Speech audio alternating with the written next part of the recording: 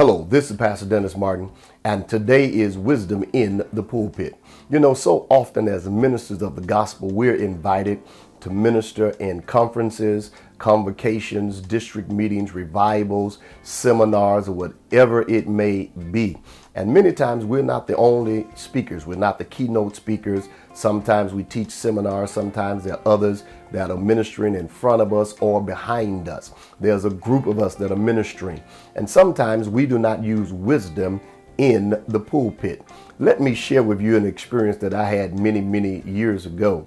I was invited to Houston, Texas to minister for a men's weekend. On Saturday morning at 11 a.m., I was the speaker, and there was another young man that was to speak behind me. Well, I talked about Moses and how Pharaoh was trying to get the midwives and all those to kill the boy babies because he understood and heard that there was one that would be a deliverer. And so he did everything, but how God hid Moses and raised him up to deliver the children of Israel. Well, I was really talking about men, how the enemy is trying to destroy our men. Well, when the young man got up behind me, he wanted to prove that he was smart. He wanted to prove that he had everything together. He had all these big words and he knew all the definitions for them.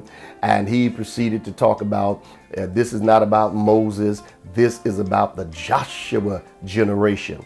And you know, that's not wisdom. You don't get up and attack people that have ministered before you, even if you feel that way, because he talked about the Joshua generation and he missed the whole point that I was sharing. The pastor enjoyed it, but he had an issue with it, and he was a guest like I was. And so I didn't say anything to him because I understood something. With all your smartness and everything that you're doing, it really shows where you are. And it shows that you don't know how to handle these type of things, and really shows somewhat of your ignorance. And that's really what it did. And so I want to share with you, don't try to get up to make the person in front of you that spoke before you look bad, or make yourself look like you're smarter than the person that got up before you, and you're greater than the person that's going to get up behind you. If the pastor don't have a problem with what they're ministering and they're enjoying it, what gives you the right to get up and rebuke anybody in somebody else's church about something that you've also been called to share as a guest? So let me give you wisdom in the pulpit. When you get up, don't attack the person that's in front of you. Don't attack the person that's behind you.